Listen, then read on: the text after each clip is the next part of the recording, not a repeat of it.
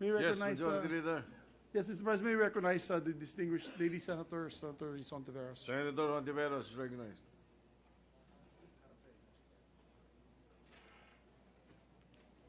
Thank you, Mr. President.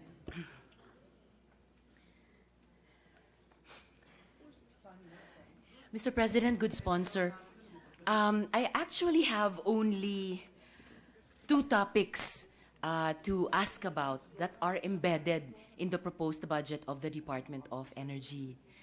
But meron pong isang mas malawak na policy question na tingin ko po, Mr. President, affects these two specific aspects and programs of the DOE. And in fact, as I will say later, practically everything about our national life. So, with the indulgence of the good sponsor, Mr. President, itanong ko rin po. Regarding the control of the National Grid Corporation of the Philippines. Ang mga transmission lines ay nagsisilbing backbone ng buong industriya ng kuryente sa ating bansa. Kung wala ito, hindi natin magagamit ang kabuuang generated power sources o mga kuryenteng nalikha mula sa iba't ibang panig ng bansa na dumadaan o dumadaloy sa lahat ng transmission lines na pinapatakbo at pinamamahalaan ng system operators ng NGCP. Ibig sabihin, mula generation ay sasoluhin ito ng mga transmission lines ng NGCP at pagkatapos ay sila na ang mag-dispatch sa bawat distribution utility tulad ng Meralco at iba pang DU sa bansa. Ngayon, at ito yung itatanong ko, Mr. President, sa ating good sponsor, ngayon ang system ng NGCP ay hawak ng State Grid Corporation of China.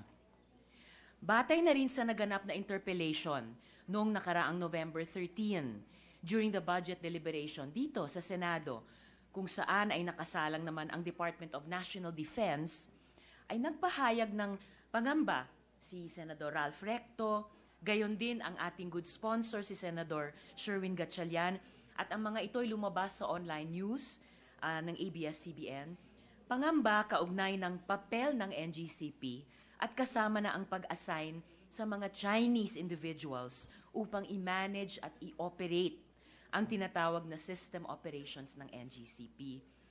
Is it correct, Mr. President, good sponsor, na kung sinong may hawak at nagpapatakbo ng mga transmission lines, kasama na ang pangangasiwa sa system operations, ay hawak nila ang pangkalahatang supply ng kuryente ng ating bansa?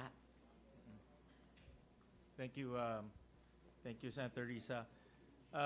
Totoo nga ho na ang transmission line, siguro masabi ko, ang pinaka-importanting pasilidad pagdating sa energy sector. Because iisa lang yan at monopoly yan, and it transmits electricity from Luzon all the way down to Mindanao. And having said that, when it was privatized a few years back, may mga safeguards na linagay po sa franchise ng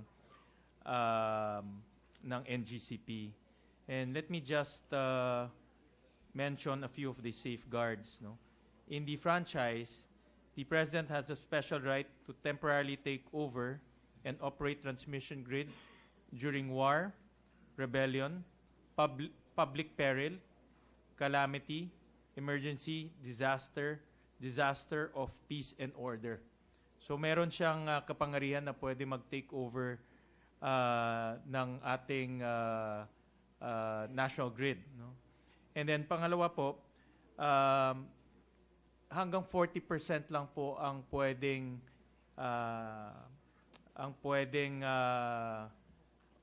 hanggang 40% lang po ang pagmamay-ari po ng State Grid of China. 60% under our Constitution and also the franchise should remain with Filipinos and Filipino Corporation. And then under our Constitution, in Section 2,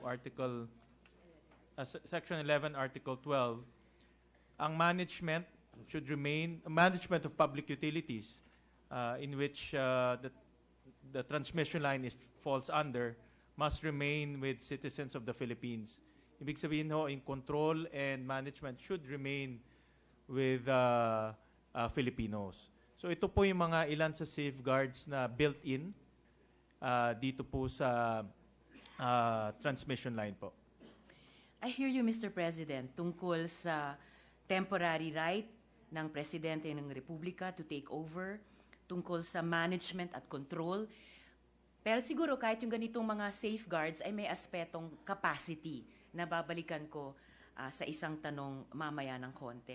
So I still need to ask, Mr. President, good sponsor, kung sino ang aktual, hindi lang sa safeguards pero sa aktual na kapasidad, kung sino ang aktual na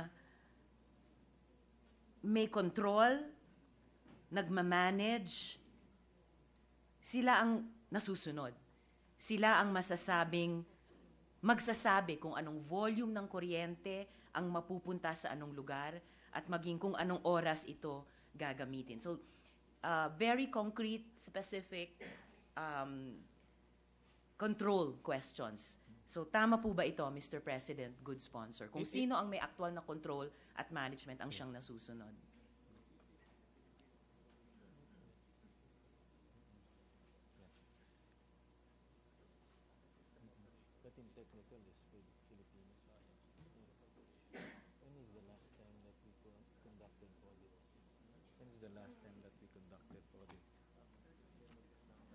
Ng NGCP.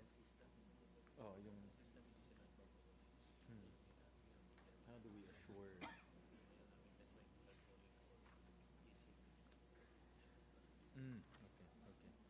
All right.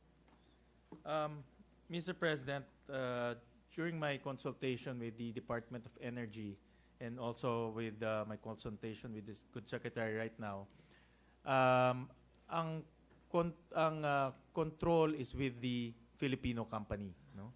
And in fact, I visited this facility a few years back, and nakita ko na mga Filipinos ang nagpapatakbo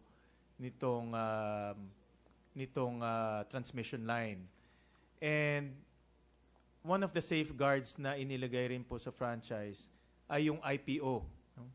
That they should conduct initial public offering 10 years from the issuance of the franchise, which is January. So dapat to this year, no? Dapat to this year nag-IPO na sila. The IPO is very important because it allows the public to participate not only in the governance of the transmission line, but also in policy and also in the actual business of the transmission line. Ngayon ho, may application po ang NGCP to delay the IPO, which I don't agree, and the good secretary also intimated that the Department of Energy does not agree also with the delay of the IPO. And the IPO is a mechanism for us, all of us, no, to participate. Ngayon, the Secretary also views that monitoring and supervision of the department needs to be improved, no? Meaning, they want to have periodic inspections, periodic audit of the operations of the concessionaires.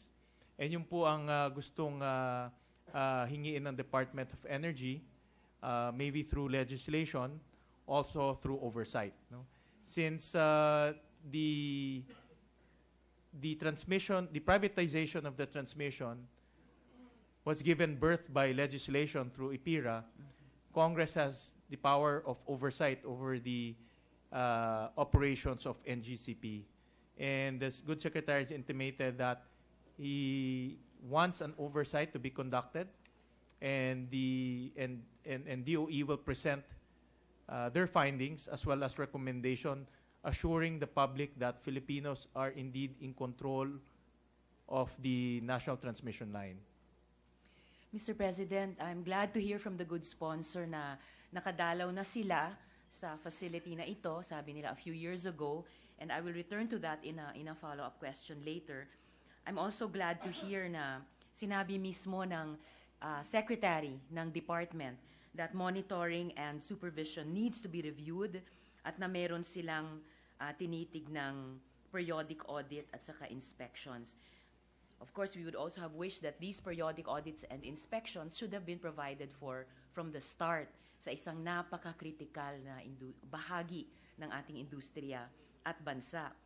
However, I still will return also to one of my earlier points na yung right to take over, yung management, yung control is well and good when in written guidelines, pero maaring it's a different story in actual day-to-day operation. So, with the indulgence, Mr. President, of the good sponsor, I will continue to ask questions na maaring, with all due respect, iba dun sa track nung pananaw naman ng good sponsor, just for policy reasons, policy debate reasons, Mr. President.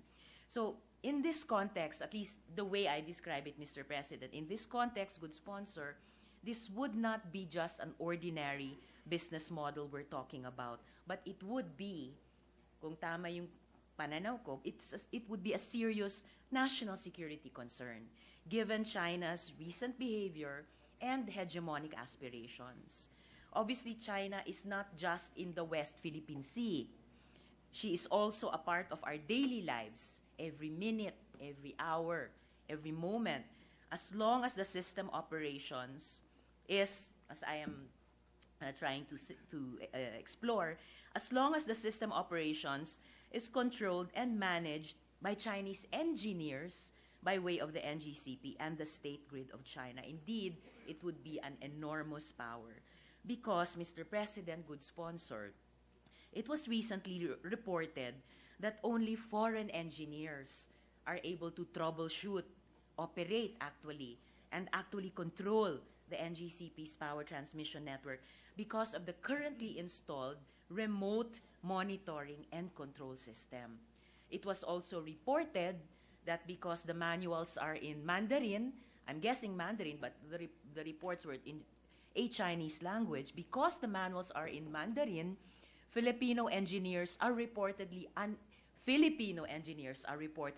unable to operate the system. Clearly, if established, this would pose a grave risk to public infrastructure, vital in turn to national security. So I would like to ask, Mr. President, through the good sponsor, to ask the department if these are true. One, is the NGCP's control system supplied by the NARI group of China, Mr. President? I share the concern of the gentle lady from Akbayan that the transmission line is probably the most vital or one of the most vital facilities in our country. With a single switch, no electricity will be transmitted to any of our homes, any of our businesses, any of our military facility. So it's very important that the management and control of the transmission line would remain in the hands of Filipinos. And we have safeguards built in the franchise as well as constitution. But the question begs is, how often do we exercise the supervisory powers of government, making sure that the franchise is being enforced properly? And again, the good secretary has intimated to me that we can improve our supervision, we can improve our monitoring over the transmission line. And one of the recommendation is to conduct an oversight in which the DOE will present its findings.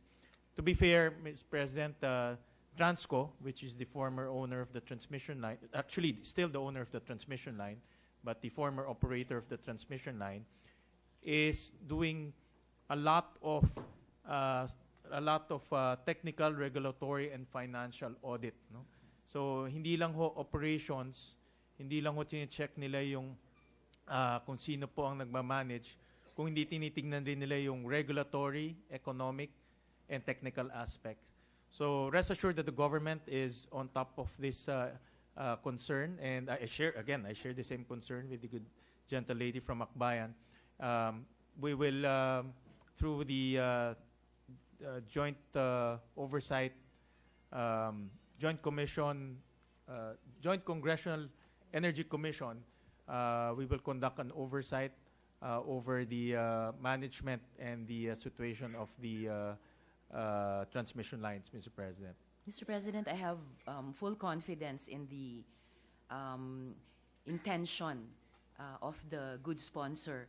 But before we actually get to conduct, or before rather the department gets to improve its supervision, before it gets to conduct oversight in partnership with Congress, before Transco completes its audit, as of tonight, is it the NARI Group of China which has supplied the current NGCP control system, Mr. President?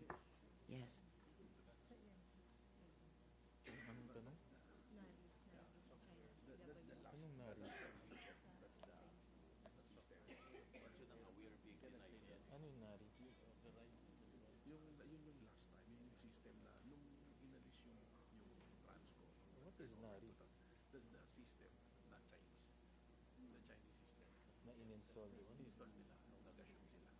And that is Chinese. But that system being operated by Filipinos.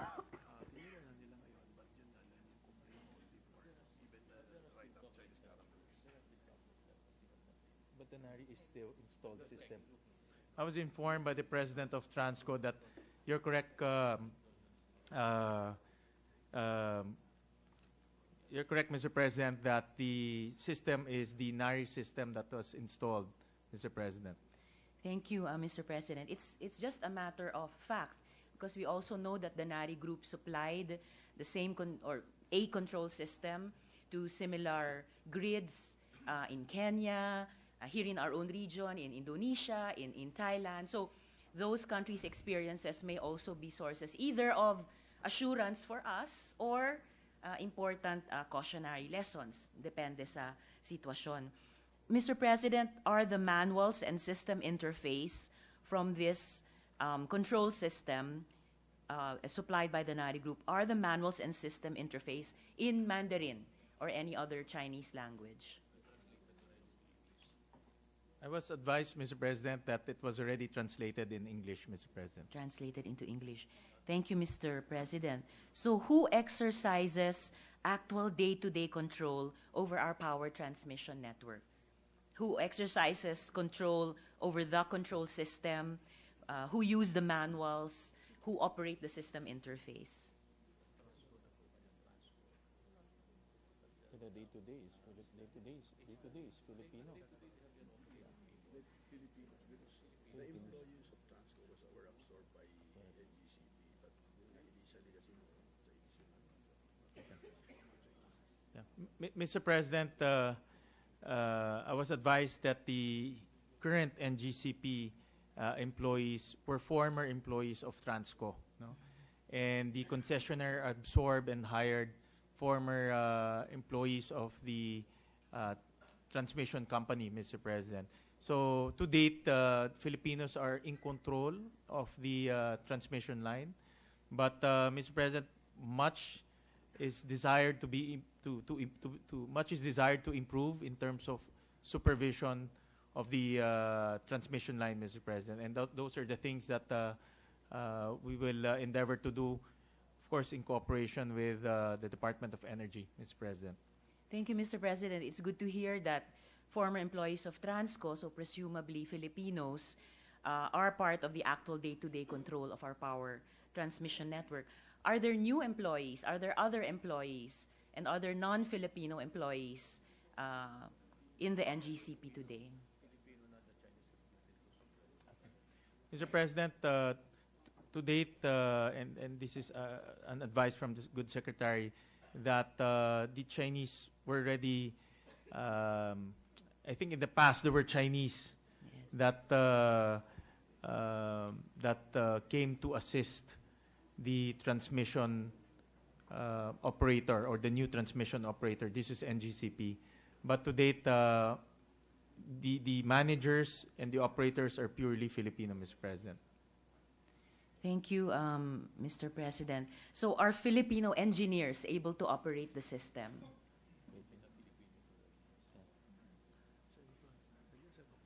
because we are in arbitration right now.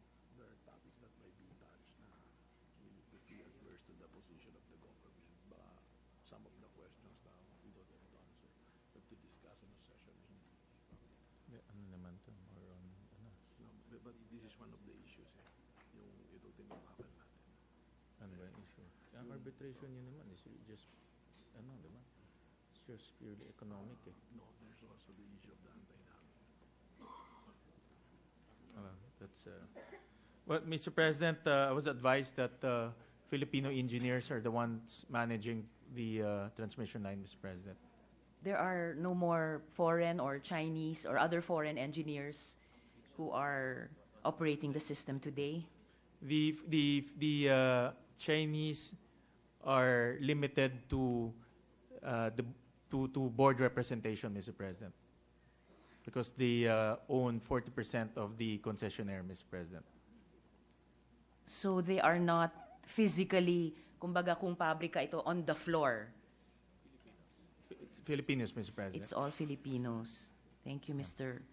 President. Speaking earlier, Mr. President, of visits, audits, inspections, would you be willing, Mr. President, to allow the members of the JCEC, whom the good sponsor mentioned earlier, would you be willing to allow the members of the JCEC to observe the system in operation and inspect the relevant manuals? Yes, Mr. President, I think that will be our exercise of oversight, and I would strongly advise the members of the JCEC and any member of the Senate to visit the system operator, Mr. President, the concessionaire as well as the system operator, Mr. President. But I absolutely agree with the good gentle lady from Akbayan that we need to make sure that periodic supervision, periodic inspection and audit is being conducted. No? And the franchise will have no effect if we don't enforce it periodically. No? And that's one of the things that I advise the department.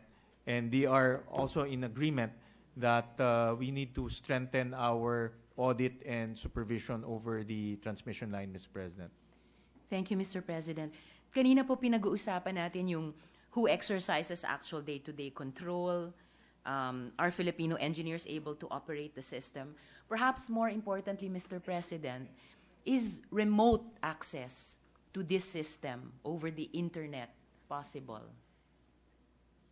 Is that possible over this transmission line? The transmission line is being run through a SCADA. So, It's really like a computer. but I don't know if that is that. There's remotely talaga naman siya nakararun. Because of the SCADA. It can be run remotely. Mr. President, I was advised by the President Transco that the system is operated by what they call SCADA, and it can be operated remotely, Mr. President. It can be operated remotely. In which case, Mr. President, kanina kasi marami tayo na pag-usapang guidelines, pati safeguards. So in this case na it may be accessed remotely, again, what safeguards are in place to ensure that our power grid cannot be paralyzed by other state actors or rogue hackers, yung ganong klase pong mga actors, Mr. President?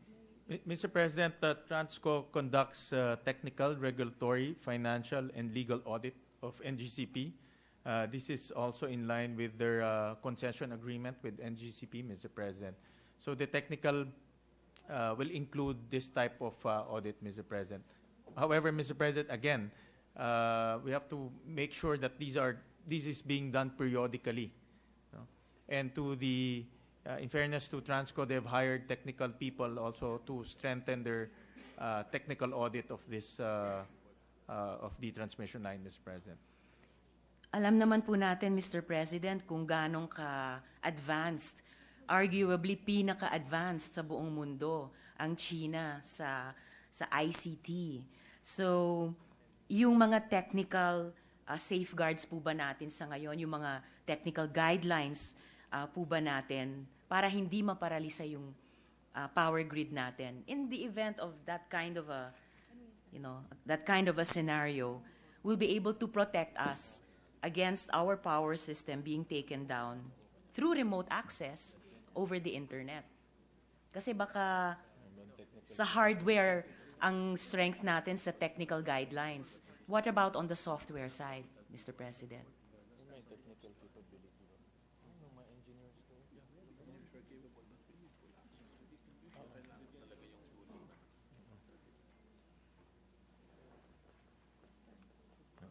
Mr. President, I was advised that they have the Transco has the technical capability to audit this, and all they need is full access to the system as well as to the facilities of the transmission line, Mr. President.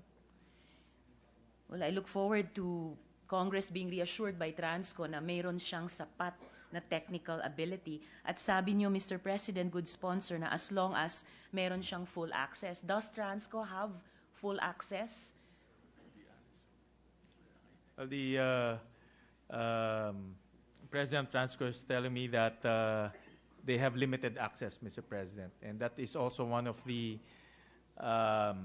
issues raised by the good secretary and also the President of Transco, that the department should be given full access to the facilities as well as the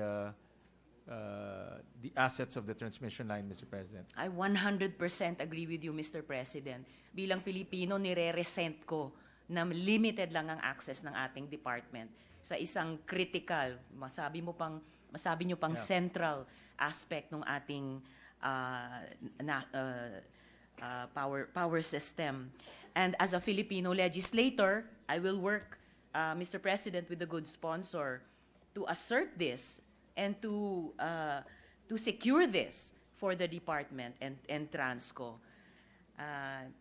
I won't say more, baka mas lumabas pa yung inis ko. Pero I just want to make those 2 points of record at this Mr. point, President, Mr. President. I would like to thank the gentle lady from Macbayan for raising this very concerning topic of national security surrounding the transmission lines, Mr. President.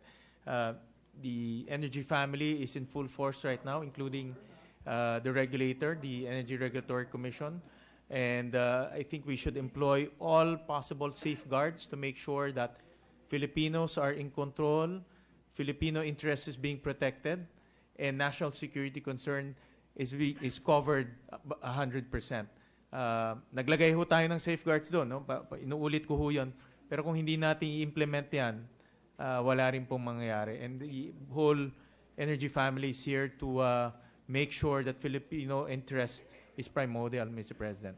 Mr. President, siguro just a last few questions about the control of the Chinese control of, well, that was my original theme, no? The control of NGCP. Habang hindi pa natin nakakamit yung full access and in that sense, full control, is it possible for our power grid to be taken down remotely? Kasi kanina natanong ko lang po access, paralysis, pero remotely, kaya bang may ibang actor to take down our power grid? Pwede ba yun to take down remotely? It was diagnosed. There was a problem, it was diagnosed and repaired remotely. So But is it possible? there is the possibility, we cannot take that away. It's always the possibility kasi with the technology ngayon. I was advised by the President of Transco that it's possible, Mr. President, given the technological advancement right now in telecommunications as well as in, I guess, in software, that is possible, Mr. President. And Mr. President, in the event, in that kind of a wild, but in this world and at this time, any arguably possible scenario, in the event someone manages to take down our system, then what redundant systems, what backups are in place to ensure that our grid continues to operate? I would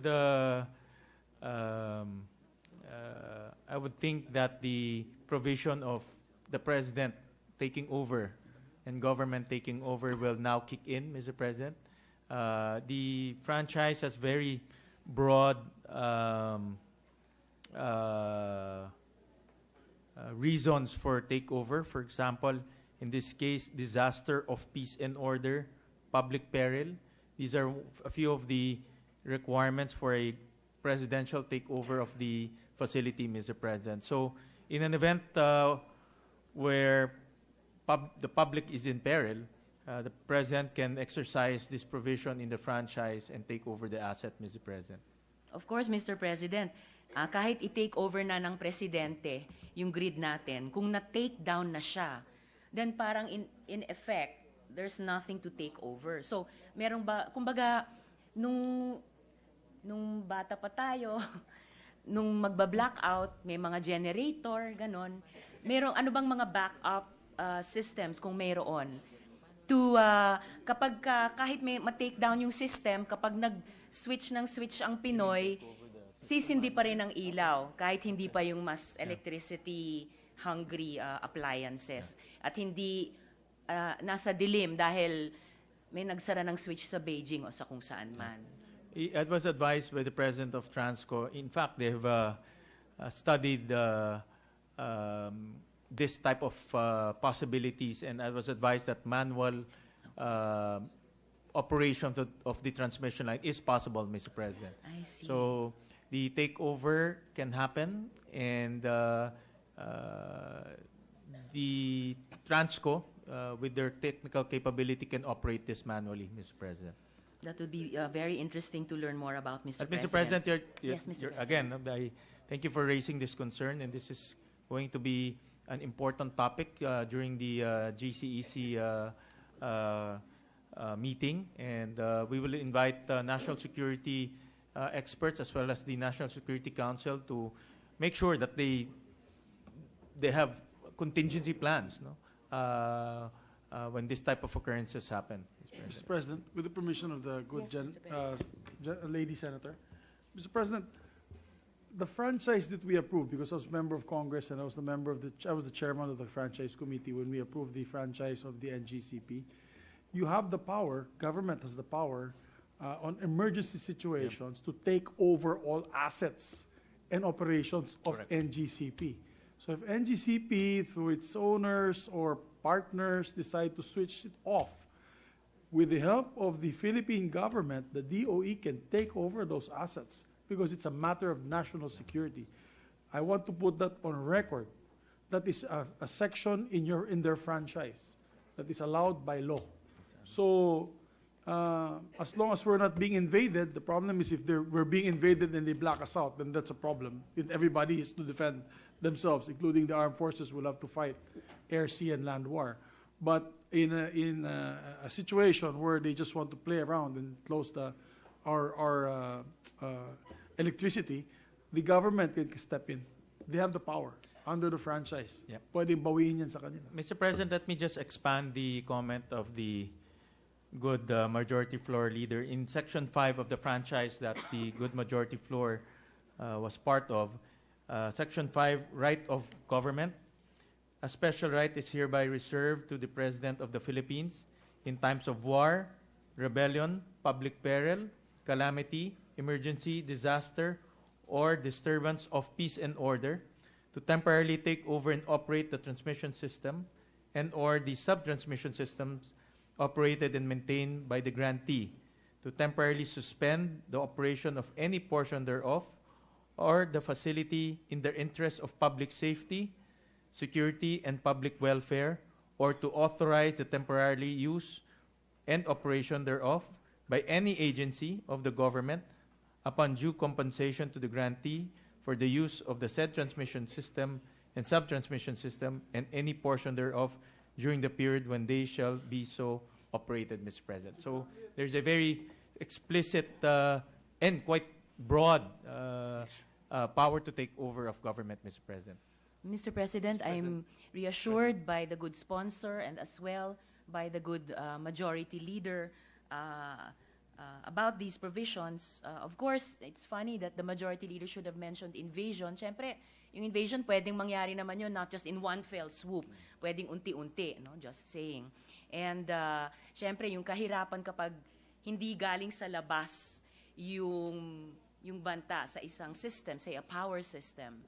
I mean, history is replete with stories like that of the Trojan horse. So, but in any case, just the last question about the control of the NGCP, Mr. President.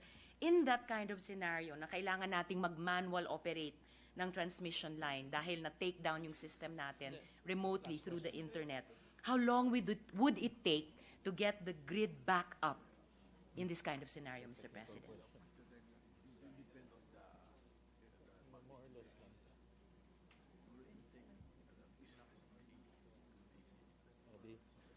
I was advised, Mr. President, by Transco that will take about 24 to 48 hours, depending on the gravity, Mr. President.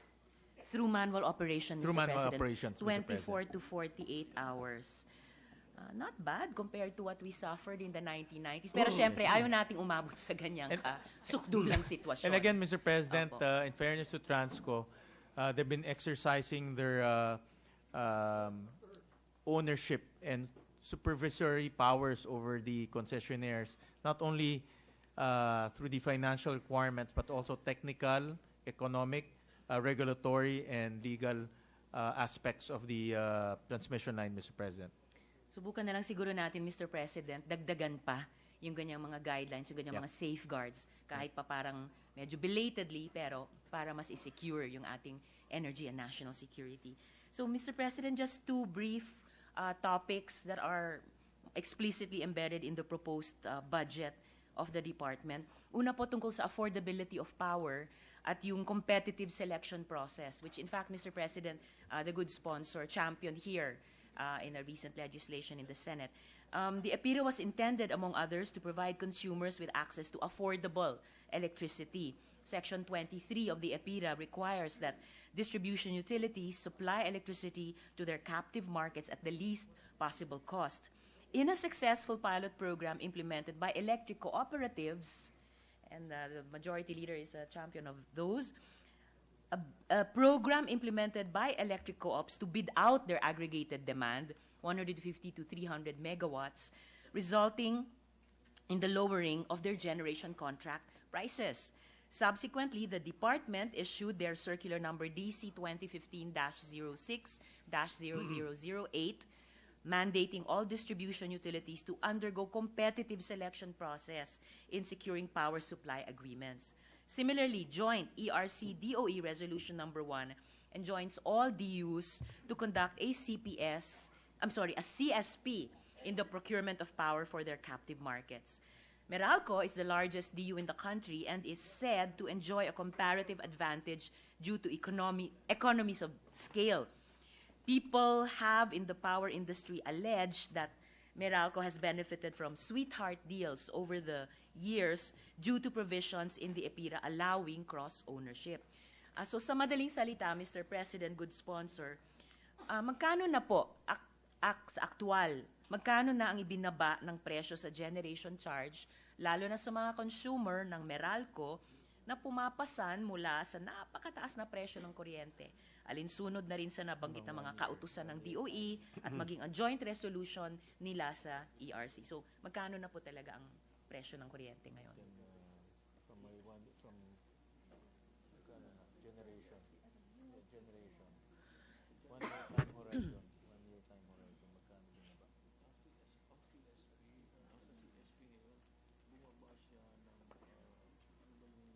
From the latest CSP na lang. Latest CSP, magkano binaba? Mas mababa yun. Mga 1 peso yan. Below 4 pesos. Ano yung previous? If you are not ready with the answer, you can submit na lang. But Mr. President, I was conferring with the good secretary and the chairman of the ERC. In the latest competitive selection process, indeed it went down. Mm-hmm. By how much, and Mr. I've seen this President? approximately 1 peso from previous, around, average ko na lang, Mr. President, around 5 peso, more or less, to about 4 pesos. This is the latest competitive selection process undertaken by Meralco, Mr. President. Pero I'm sure, Mr. President, alam ng good sponsor na hindi lang natapatan, nahigitan yan ng mga electric co-ops through CSP din. Umabot sila ng 3+ pesos. So exciting, no? Yung mas totoong kompetisyon. Mr. President, thank you for, again, thank you to the good gentle lady for bringing this up, because that has been our advocacy to have a competitive environment in the selection of the generators, Mr. President. And that's really the spirit of EPIRA, no? Competition. And in the latest competitive selection process of Meralco, we've seen a very good pricing turnout of about 4 pesos, Mr. President. But we have to make sure that these utilities are being fair, no? And in fact, I want to put this on record. They have a second round of competitive selection process in which the good secretary was not in favor because of the limitations in the terms of reference, no? And I also issued several statements saying that the terms of reference should be fair to all possible suppliers, regardless if it's greenfield or brownfield, no? And we both share the same sentiments that the second round of CSP is not fair, no? And at the end of the day, whoever wins, the pricing will be passed on to the consumers, no? Tayo rin magbabayad nun. So the department as well as the committee is monitoring this situation very carefully. The regulators also here, and I'm sure that the regulator will not allow unfair bidding processes to happen, Mr. President. Thank you, Mr. President. Bukod po dito, bukod sa pag-engganyo ng DOE sa mga DUs na mag-CSP, mayroon pa po bang ibang ginagawang pamamaraan ng DOE at ang ERC upang bumaba at magkaroon ng isang makatwirang presyo ang kuryente sa ating bansa? Mr. President, the baby of our Senate Pro Tempore, the Murang Kuryente Act, has already been passed, and the Department of Energy has undertaken the first, no? IRR ba? IRR consultation on 5. There's, parang tapos yung first. Okay. They're in the process of crafting the IRR, but in the law, it explicitly says that the universal charges for stranded costs and stranded debt can no longer be passed on to the consumers. So the potential savings there is around 90 centavos, Mr. President. So this is a law being implemented by PSAM, of course, being supervised by the Department of Energy, Mr. President. Thank you, Mr. President. Also, out of consideration to a very reasonable appeal from our majority leader, I just have the one last topic. Pagsasama-samahin ko na lang yung mga tanong ko dito. It's on nuclear energy, Mr. President, good sponsor. In the proposed 2020 budget of the department, an item entitled Nuclear Energy Program Implementing Organization, or NEPIO, amounting to 48 million pesos in 2019, will be doubled to 97 million pesos in next year's budget. It was recently reported that the NEPIO is currently studying the inclusion of nuclear power in the Philippines' energy mix. So ang mga tanong ko po, Mr. President, good sponsor, pagsasama-samahin ko na po, and if I would really appreciate a response to as many of these as possible. Has the NEPIO or NEPIO prepared a report or recommendation on this issue? Will this be made available to Congress and the public in general?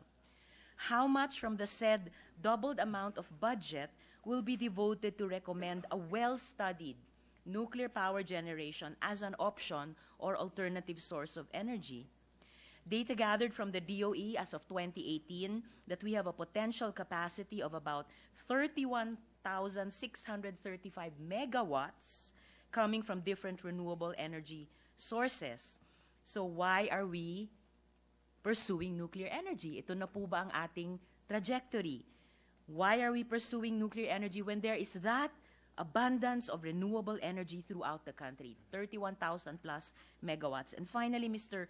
President, good sponsor, if the DOE chooses to seriously, I hope not, but if it seriously chooses to seriously pursue nuclear power, what are the social costs of this power source that the public should be aware of? At ito, halos sigurado ako, Mr. President, hindi masasagot kahit po ng mga dalubhasa ng ating ginagalang na department. How will nuclear waste be processed within our lifetime? Kasi alam naman natin, ang half-life ng mga mineral na yan ay mas mahaba pa di hamak ng kabuang buhay natin, Mr. President. Mr. President, thank you very much for that question, Mr. President. The uh, the current status, Mr. President, is basically the Department of Energy is undertaking research for the possible use of nuclear power in our energy mix, Mr. President. There is no go signal. No? Basically, I also had this long, drawn conversation with the Department of Energy, both during our informal meetings and also in the committee hearings, Mr. President. I raise exactly the same concerns that you raised earlier, especially on nuclear waste, Mr. President. But I endorse the funds for research because we have to go deeper into the knowledge of nuclear power and whether that knowledge, or whether nuclear power is appropriate for the Philippines or not. We will only find out, Mr. President, if we do heavy research, no? Not superficial research through the internet or through talking through enthusiasts, but really need to go deeper, engaging nuclear experts, Mr. President. So this fund is intended to do more research, Mr. President. And it is correct that nuclear power is a risky proposition. However, technology is also improving, Mr. President. A case in point, the TerraPower investment of Bill Gates, wherein they recycle nuclear waste and turn them into cleaner energy. I think I had a long conversation with Senator Amy Marcos about this. And this type of technology is happening, although it's not commercially available yet, but we need to make sure that our eye is on the ball on technology. So we will only know that if we engage in research. No? So long and short of it, Mr. President, there's no go signal on nuclear power. They're still conducting research. And rest assured, Mr. President, I echo this to the good secretary, that Congress should be engaged. No? Because when we went to IAEA, IAEA basically said, before you can even engage in nuclear power, you need to have legislation in place. Legislation in security, legislation on nuclear safety, legislation in nuclear waste. So all of this needs to be, all of this needs congressional engagement, Mr. President.